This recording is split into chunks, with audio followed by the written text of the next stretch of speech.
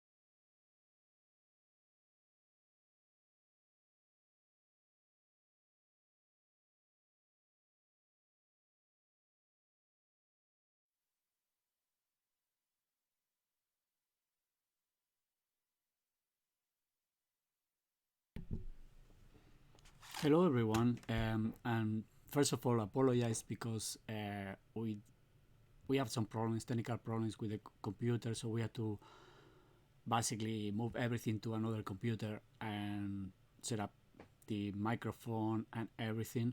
So please confirm that you can hear us, maybe by clicking on like or just with a comment, so we can start.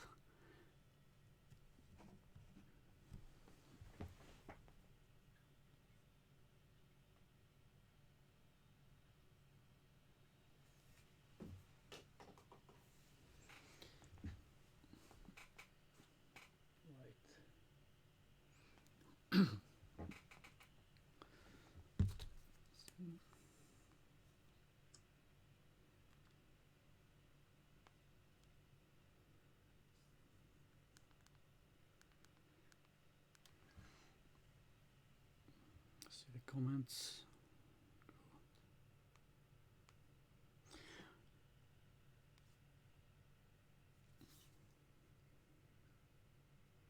Okay, so I just gonna keep going, and so please comment if you can hear us and if you want to comment or ask any question or anything. So first of all, my name is David, and thank you for being here. And again, apologize for being late. And I'm in Dublin, Ireland, and I have a group, a meet a group called Dublin Crypto Talks, which yesterday we kind of reached 1,600 uh, people. So that was literally last night, and now we have one more member. So that's great. Thank you very much. And so it's growing a lot, and people are still interested in crypto somewhat.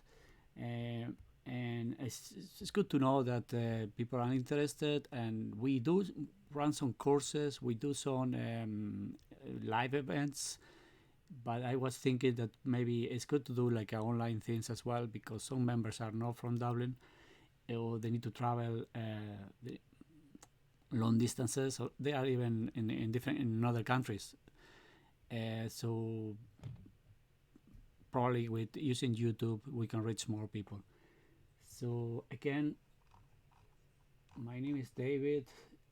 Here is the group, and I want to talk a little bit about it because we created this like I created it like 2.5, probably 3 years ago, and we have run more than 40 events so far, and different type of them. Like some of them are like, as I said, like a presentation. So we run every month a presentation in a place where in city center in Dublin, and we have also some courses about mining, about blockchain, and about also trading.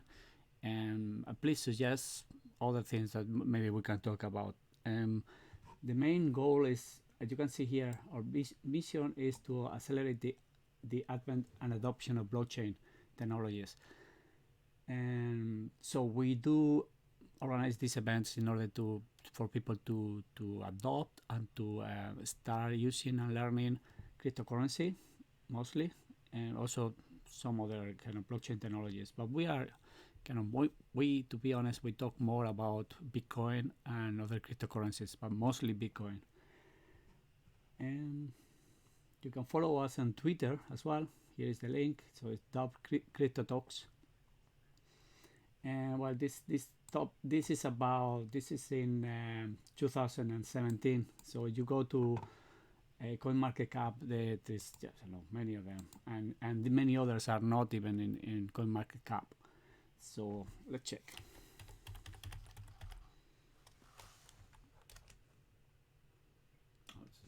Okay. So we can see they have listing. They're listing 2,940. So yeah, quite a lot.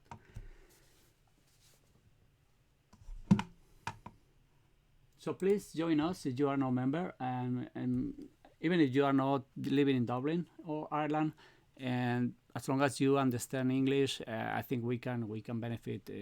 I mean, in terms of being like create a good networking, good network, and share information with each other. We have also a Telegram group, but it's very private. But if you are interested in joining, just send me an email. It's dublincryptotalks@gmail.com. I believe it's here, down here. Okay, somewhere. It is on the event. Anyway, so this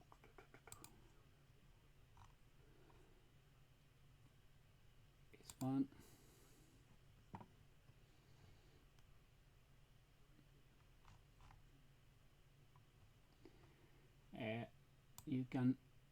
You can see it here. Okay, so it's dublincryptotalks@gmail.com, right?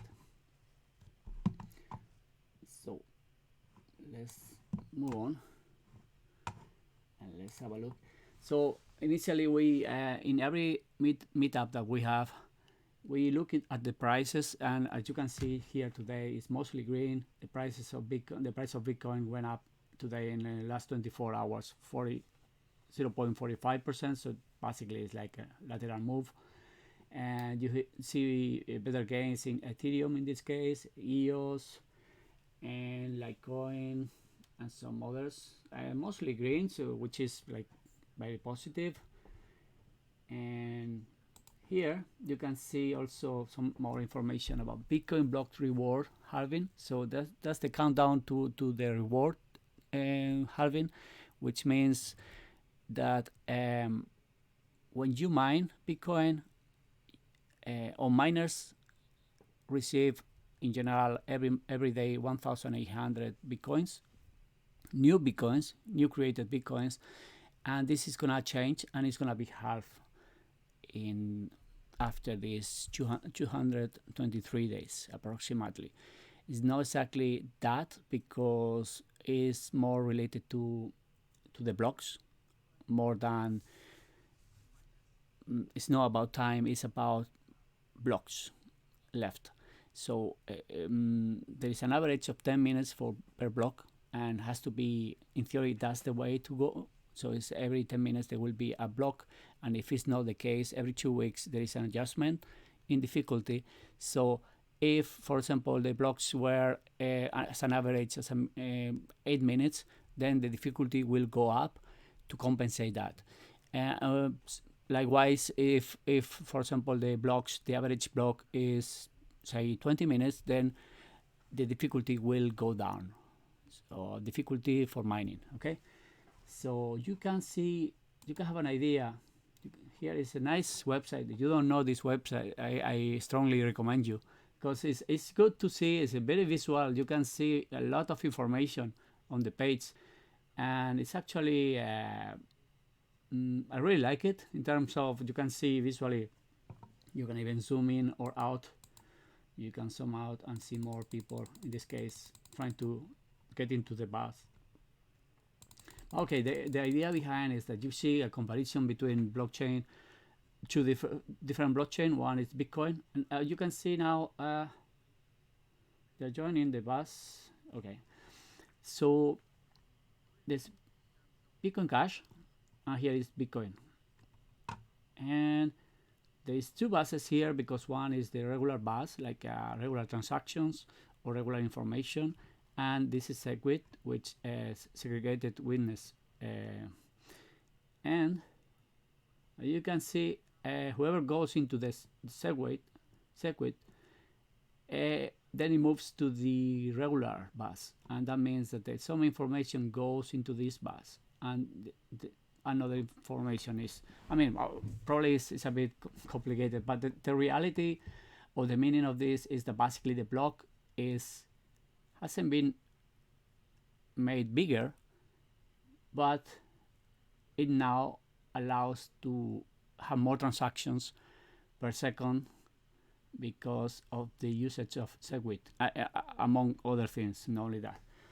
So here you can see the time since last block. That will be the last block created was 10 minutes well, 9.22 minutes ago. So it's okay right now. So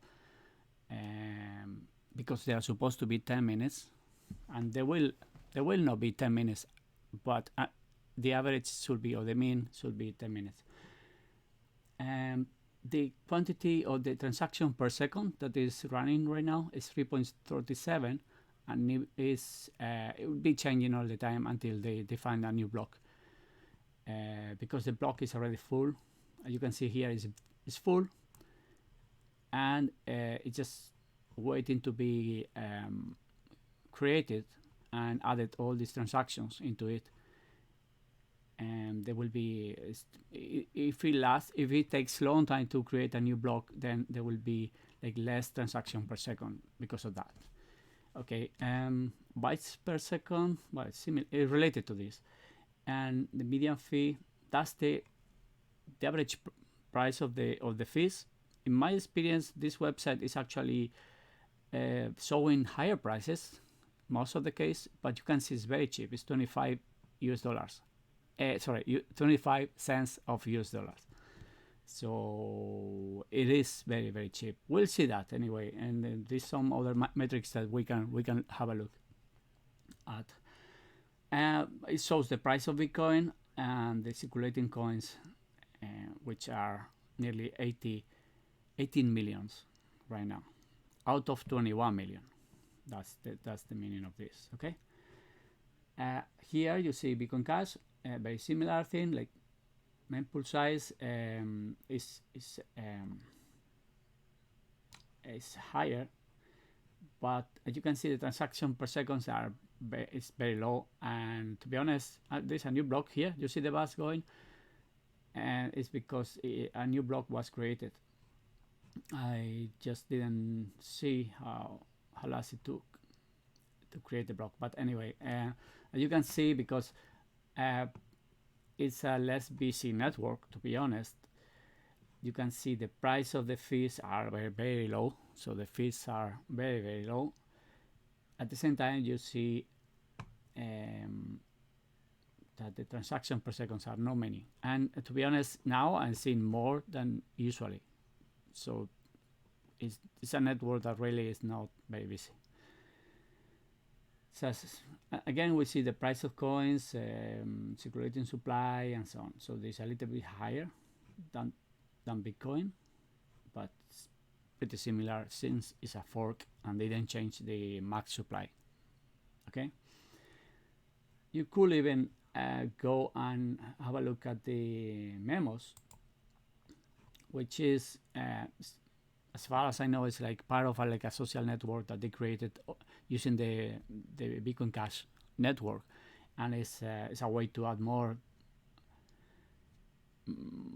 bits, more information, or make the network busier by adding just comments of people. And because the transaction fees are very low, people can afford to say to like something, or to just say something like it sounds like.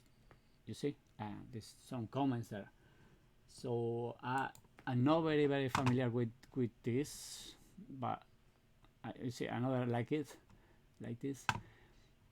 But at least they are trying to make it useful. So some people like Bitcoin Cash. I personally don't see the point, but of few things they did. But everybody is free to have their own opinion, obviously. Now let's have a look. So we saw this, for example, the price of Bitcoin. We saw it already. It's slightly different because it's different information sources, or they calculate in a different way, but yeah, it's kind of similar. It's very, very similar. And here we can see the evolution since January 2019. So from January this year, you can see that initially the price of Bitcoin was 3,742, whereas now is 8,200. So it went up until here, then it went down a little bit, and then high, low, and so on. Okay, we will talk about this as well. But the one thing that we can have a look is the dominance of Bitcoin. So it has been going down in the last few days. It used to be above 70, 70.42, and now is 63.53. Sorry, 67.53%. Obviously, it was way lower in 2017 and 18 as well at the beginning, and when kept going up during this price drop until and now is nearly 70% anyway, but it went down. So people believe that it should be going up more, and some altcoins kind of disappear. Tom Bass is one of the guys who says that, and well, I don't know if he's right, but at least I want to comment this. So guys, is there any comment I can look at?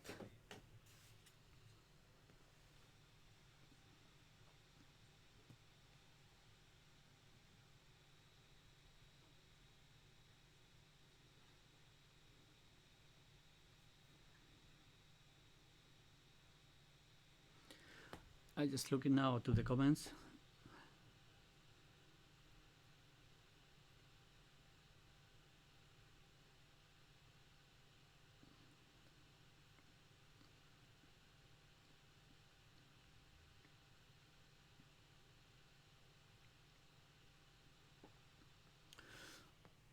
Okay, so no comments. I will appreciate if you can just comment about the quality of the sound, because I'm not sure it's okay. So it will help a lot to set up new in the future other streaming. Okay, so let's look at the hash rate, and you can see that the hash rate has been going up in the last 2 years. This is the last 2 years. Okay, so it has been going up a little bit down here, and then lateral move, and then going up again. So we are now in a level that is almost, it's very high, but it's not as it's no all-time highs. The reason being, apparently, there was a farm who was got like destroyed by fire, and it was apparently it was very big, and maybe that's the reason. Another reason maybe is that because the price went down in the last few days of Bitcoin, some people just stop using all devices because they are losing money if they do. So they stop mining with S9s, which are, or even S7s, which is Bitmain made miners, which are somewhat obsolete comparing to the new ones, which are S17. Depending where you are and how much electricity cost, you may, it's not maybe profitable anymore, and you lose money by mining. So yeah, it makes sense that some people stop mining with the S9s or even S7s. Okay, they have been very popular for years, but in the last few months there was this release of S17s, which are the hash power is higher, and they do spend more energy, but the relationship between hash rate and energy cost is better. They're made in 7 nanometers, and this is why they get better in hashing power. So you can see, but still it's very high, and probably if the price gets better, there will be more people joining mining. Okay, so let's see, have a look again to this. You can see, for example, here the block has been, it's 19 minutes, so it's almost double the time for mining. And that, if it happens a lot, next time there's an adjustment in the difficulty, it will be changed. It will be easier to mine, which also relates to having all devices mining, because if you use an old device to mine and it takes longer to mine a block, then the reward is lower. Therefore, you are spending more money, more energy, and you get less money back if you were to sell the Bitcoin. So yeah, that also can make people not to mine with all devices. It's 20 minutes now. Okay, so here is the mining. We saw this. I close it.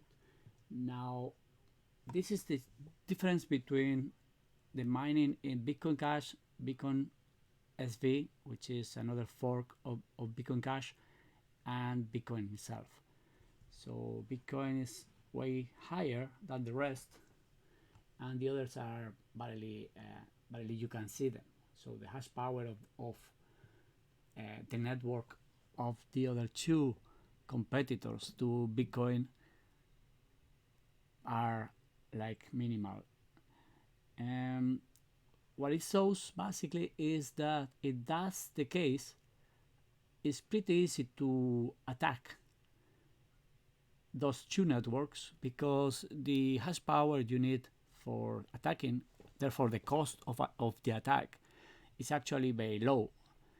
And for example, if you have a farm with a lot of miners, you could try to attack Bitcoin Cash or Bitcoin SV, which is even lower, and do this famous 51% attack. And if you want to know more about this, there's a lot of information on the internet, but we can talk about this if you want to as well. Just ask, comment, and I can expand, let's say. Okay, so here, as you can see, it's huge difference. And so most people are mining Bitcoin, and as far as I know, most people who are mining Bitcoin Cash and SV is people directly related to the whales of those coins. For example, Bitmain is related to them, and Roger Ver as well, and fake Satoshi as well, and other people. Okay, and they do spend money, paying extra money to some people to mine their coins instead of mining Bitcoin. Okay, apparently. Okay, so this is commented already.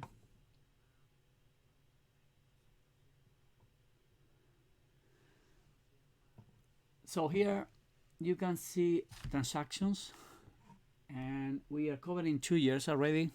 And this graph is the beginning is like 2 years ago for now, and you can see that there is a spike here in transactions. This is transactions per second.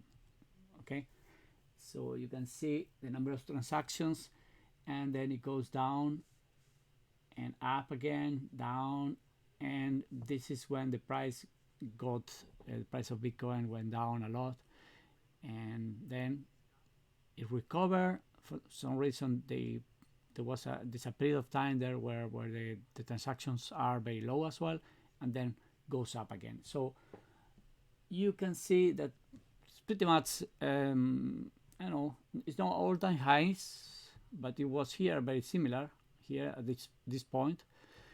But it's actually a lot of transactions per second. So that means it's actually a good figure, and you can see that the network is being used for transact, from sending and receiving Bitcoins or Satoshis.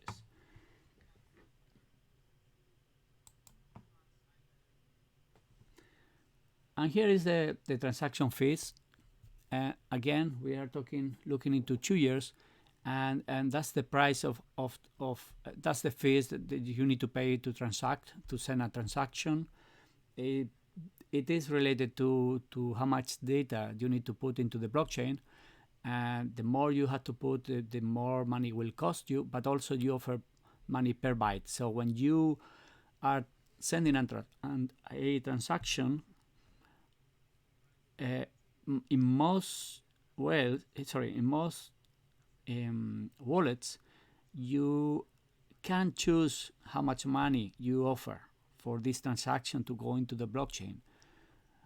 Therefore, if you really need this transaction to be quick and to be in the blockchain very quickly and being confirmed very quickly, then usually you offer more than the average. So it's a premium, it's an extra money that you offer to the miners, so they can get your transaction before somebody else's. At the same time, if you really don't need this transaction to happen very quickly or to be confirmed very quickly, and you just want to save some money, what you can do is offer less than the average at that moment, which means that if there is extra space on the blockchain, the miners will take it anyway. It's some money extra for them anyway, so they are not going to leave the block empty if they can get some money from you, even if it's very little money. So in busy times, it's a competition, obviously, and you may have to offer more for the same thing. And or you can, if it's not urgent for you, you can always wait until the network is not very busy, and at that moment you can transact. You can send your transaction. So okay, once I say this, you can see huge price spike in here for the fees, and that was a really bad moment for many. There were many people criticizing or saying that Bitcoin cannot continue this way, obviously because transactions were too high comparing to really the whatever money you are transacting. So at that moment in price, you have 55 US dollars per transactions. That's a lot. But if you need to send 1 million US dollars, it's not so big deal. Probably a bank will charge you more. But if you're gonna buy a coffee with it, definitely it's not a good thing, you know. So that was the worst, and it was like nearly when the price of Bitcoin was 20K. So you can see it went down quickly and then up again a little bit and then down more, and has been like a kind of somewhat stable for a while. Then it went up again and it's kind of now stable again. So, and this is thanks to Segwit. Segwit allows more transaction to go into the block. Therefore, less more transactions means more space, somewhat, and they can add more transactions into the block, and the price will go down because of that. You had to have a Segwit wallet. And what happened is many big companies didn't have it and still don't have it, some of them, okay? So, and this is a big deal because basically they are making the network, there are more constraints, let's say, and they are forcing the fees to be higher than otherwise could be. There is other ways to save money in transactions. So there's like a batch transactions. You can put many transactions together, and again you save space on the blockchain, and therefore it's way cheaper to send each one of the transactions, and still it can improve a lot. Okay, and another thing that can happen is if the Lightning network becomes popular and start being used. Right now, I would say it's like a beta version. It's not really kind of official, and if it becomes popular and people start using it, definitely there will be less transactions on the blockchain, therefore the fees will go down again. But we saw earlier here, the transactions are the price, the fees are very low anyway, you see, and it's still, this block hasn't been created. It's nearly half an hour, so and it's supposed to be 10 minutes, but here you have the price anyway, and the price is calculated by this amount of money per Satoshi, sorry, this amount of satoshis per byte. So a byte will be 10 bits, sorry, 8 bits is a byte, and is let's say 1 bit is 1 digit. So there will be 8 digits, and then whatever information is to be added, whatever the transaction, whatever size of the transaction is, it will be calculated by this. But again, the price is 40 cents of US dollars currently, and it's changing all the time. And you can see, because it's half an hour, the transaction per second went down. So now it's 2.97. Before it was 3 point something. Usually it's 4, 5, 6 point something. So again, it depends how many SegWit transactions are in this, are going to be in the block, and regular transactions, like using the old system. Right.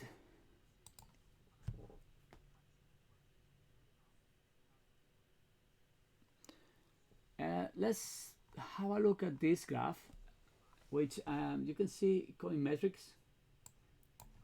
This is the link, substract.com,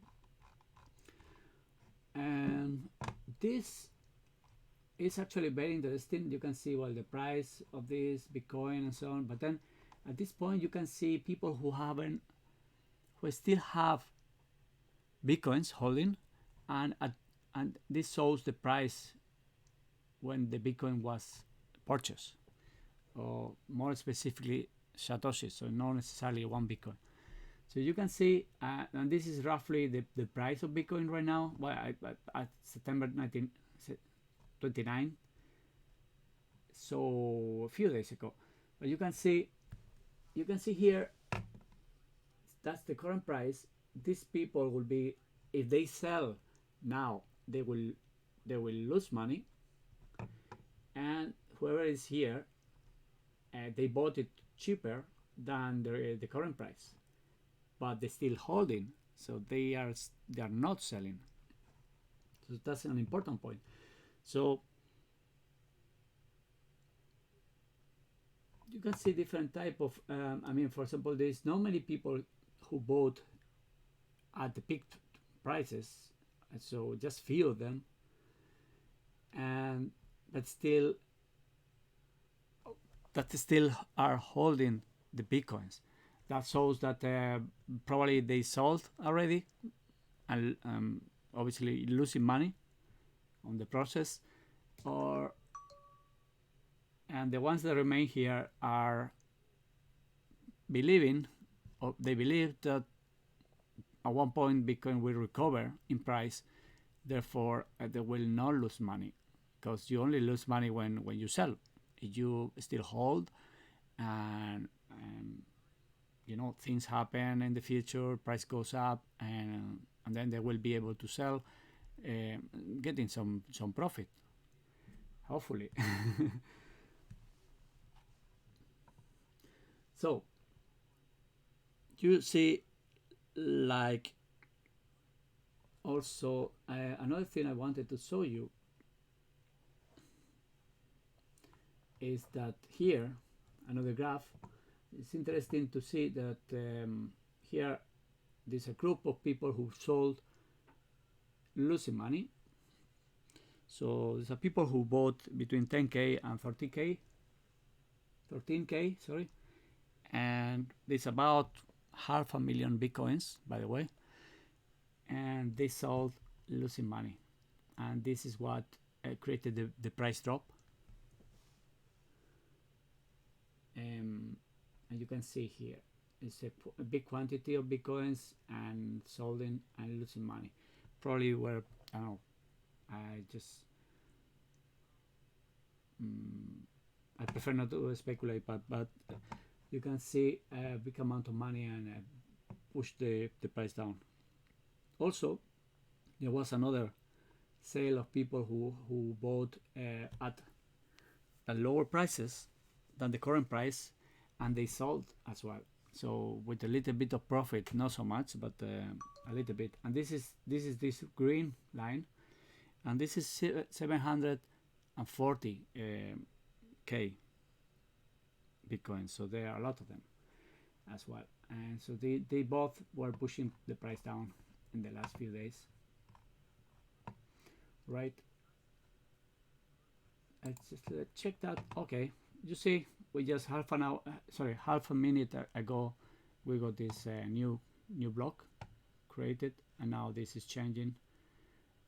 Price is cheaper now as an average and so on. Okay, good to know.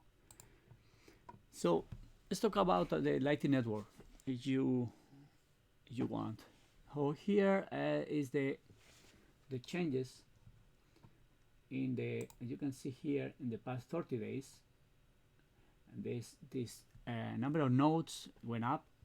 At the same time, number of channels went down in the last 30 days as well. And you see the network capacity, that will be the how many bitcoins and also US dollars are invested on these channels and nodes, which went down by 4%. And this is like countdown. They expected to have like 1 million, and they are kind of nearly there, but they didn't reach that kind of goal yet. But you guys, it's an arbitrary milestone. It's not really. It's just that they, just for fun, maybe they say, okay, let's target 1 million nodes and let's see. And so there is also it's almost there, like 1 million, but there will be more, hopefully, in the future. So you can see this 1ml.com. There's a lot of information about the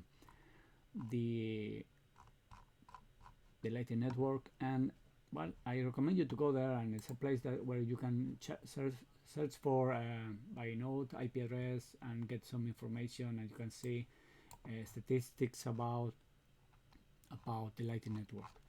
Okay, so it's a good one. So we saw this already.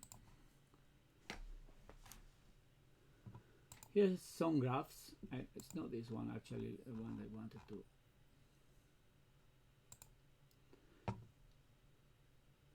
Here is about the amount of bitcoins that people have divided by the type of kind of user. So you have retail, you have retail holders, companies, and so on, and you can see the evolution of the amount of bitcoins held by them. And so here's you can see that even when the price went down, let me see, we can see the years here. You can see at the bottom here.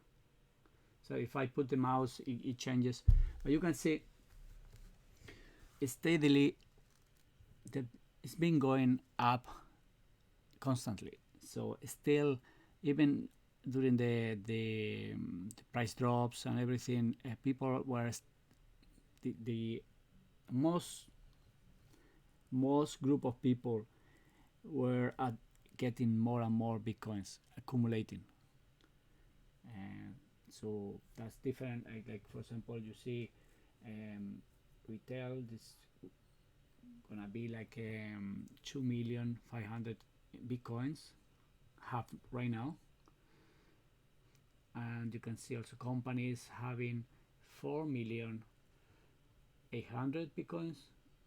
Retail holders, don't know what, and well, companies and so on. These spikes that you see here in the green and red is because, as you can see, they affect each other, because this is pretty much when Coinbase started moving money around, and that's why this, you can see this spike here and drop here. But if you compensate both, you follow this green line, is actually the correct one, and this red one as well. So the only one that went down is changes. So kind of they went up and then down in the number of bitcoins held by them. You see, I think it's good to see that companies keep accumulating, buying more Bitcoin. Okay, which the only ones that didn't is retired holders, and this is the amount of Bitcoin sold. Here you see about the Bitcoin sold since 2017. Okay, but still this is higher than the beginning of the year is 2014 is the beginning. Okay, so I recommend you this website to go, and also maybe follow this Twitter account. By the way, you want to follow us on Twitter, we are Dub Crypto Talks, and I don't think it's somewhere here. No, but I just recommend you to follow us, because we forward whatever we feel is interesting and it's important. We kind of retweet, and also we add some information about our events. So you want to be up to date about this, it's good to go there. So let's see, I suppose some people, most people are aware of this, the Bitcoin fractal dimension. So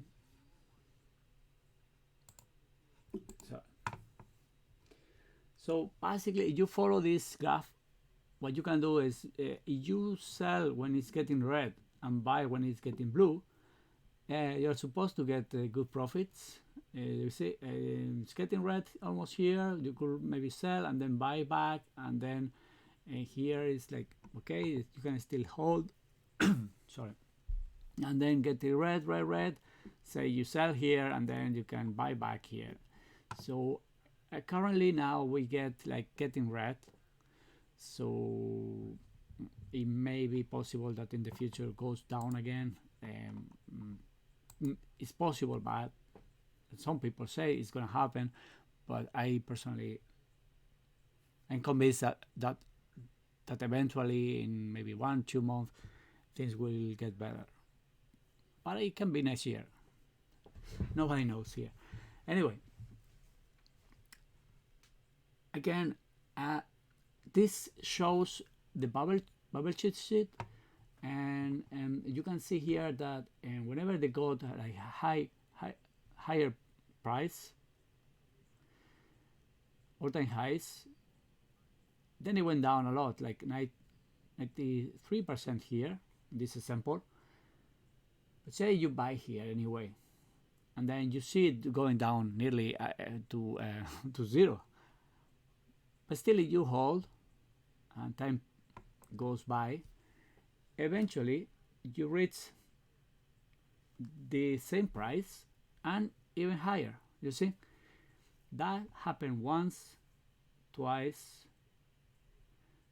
3 times, and now hopefully it will happen again. You see these lines here. This line is when there's a halving.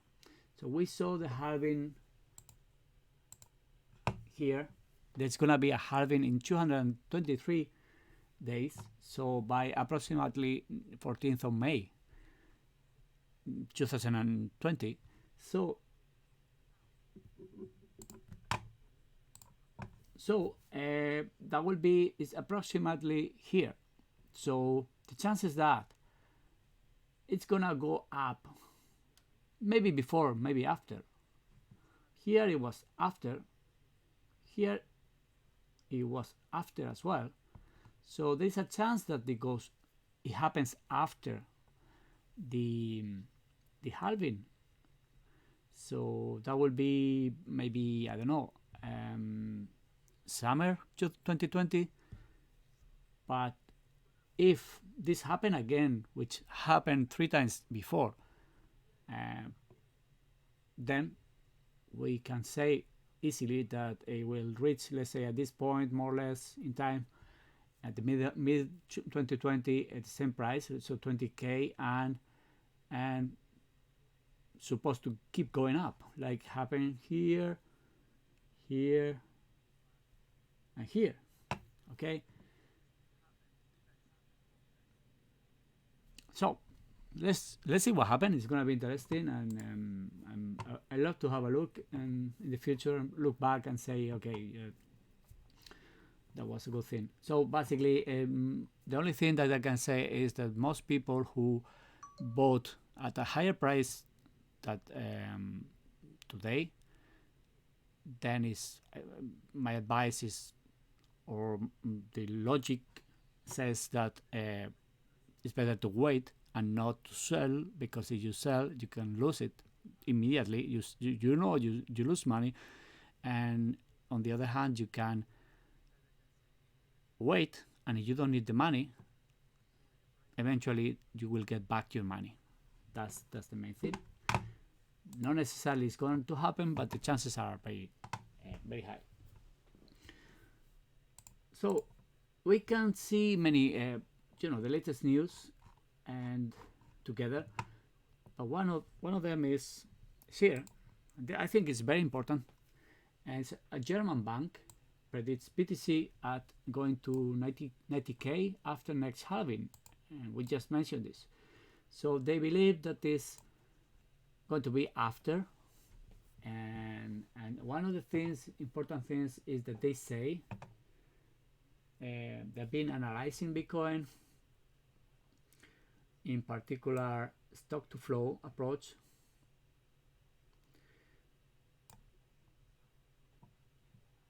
and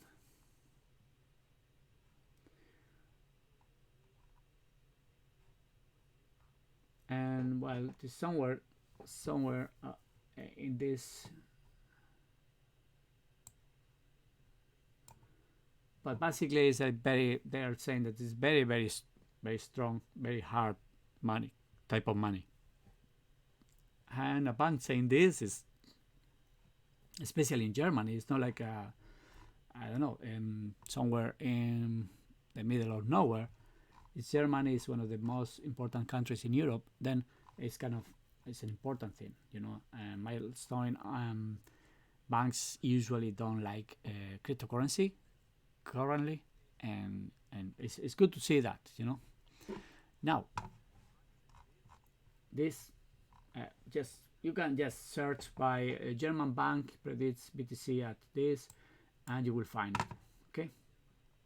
Other news.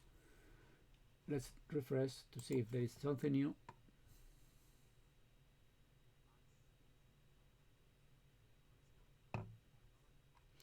So this information about Consensus, which is in Ireland. In case you didn't know, it's an American company, but it's also in Ireland, for the European headquartered, and they're based in some other places. But there is a big team here in Dublin, Ireland.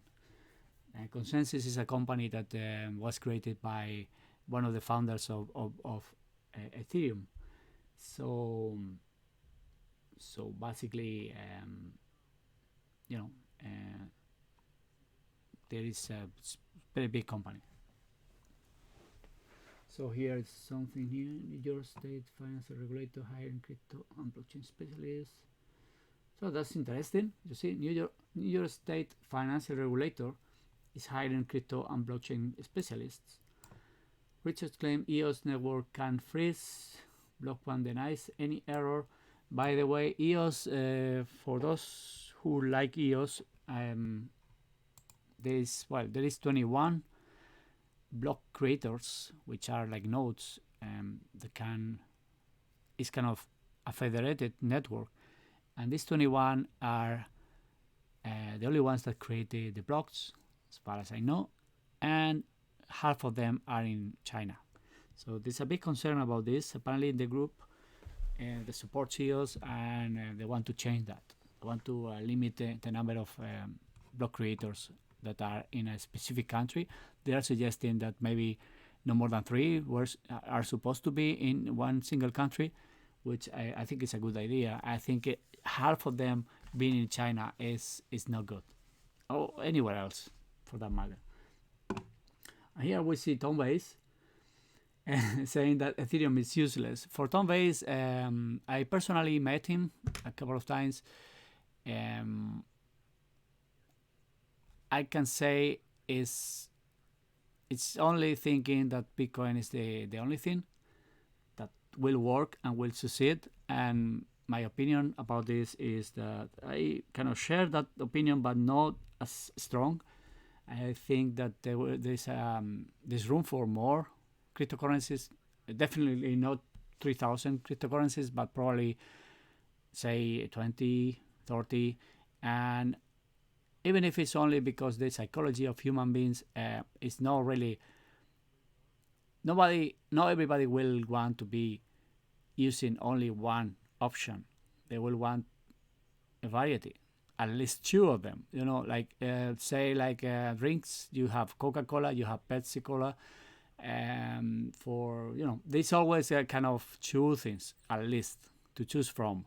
So I think that will be some areas in the world will use more OneCoin than others, but there will be also some swaps in between those coins, so it'll be like a kind of easier. And my opinion about cryptocurrency right now is that we are in the very early stages, and adoption will take time.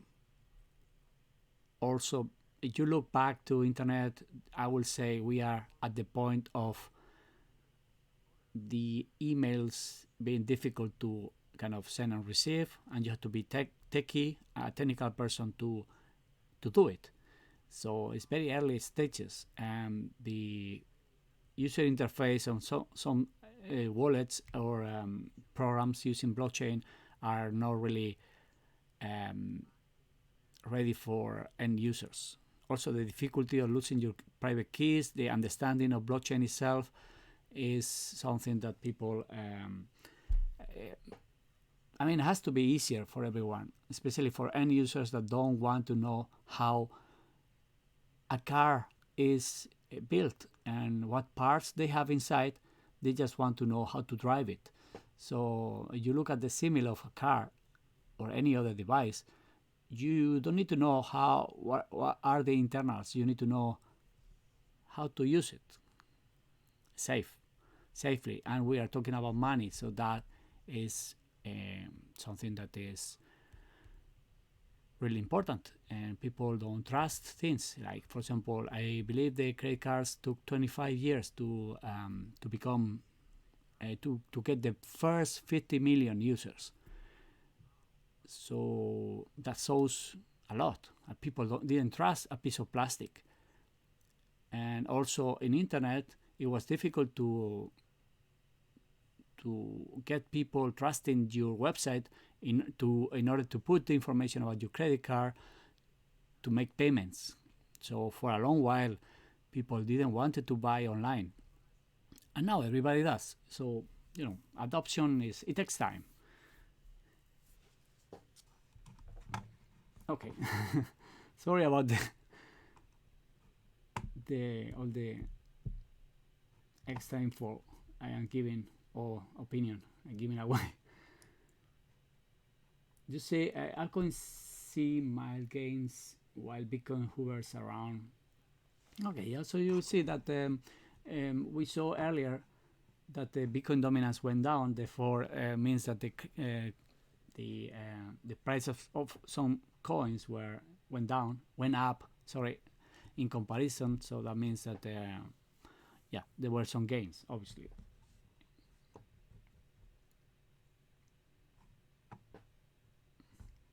Oh, look. Somebody in Brazil owns 25,000 bitcoins. No, not bad. CEO of Under Fire Brazilian firm. Okay. And what is that?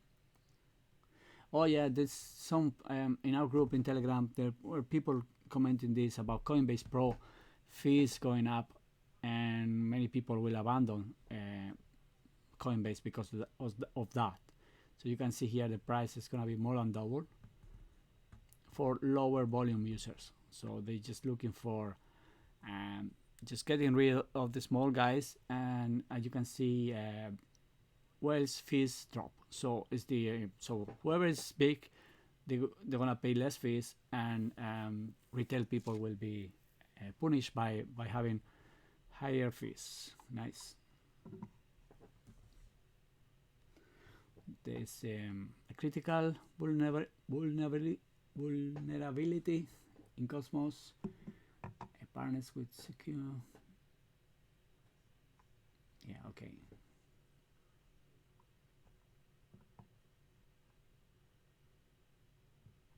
I just remember one of the news in the last few days is also somebody in oh, it's sorry I it's a country saying that they don't have like nuclear energy for power, and the extra energy that they will generate will be used for mining Bitcoin.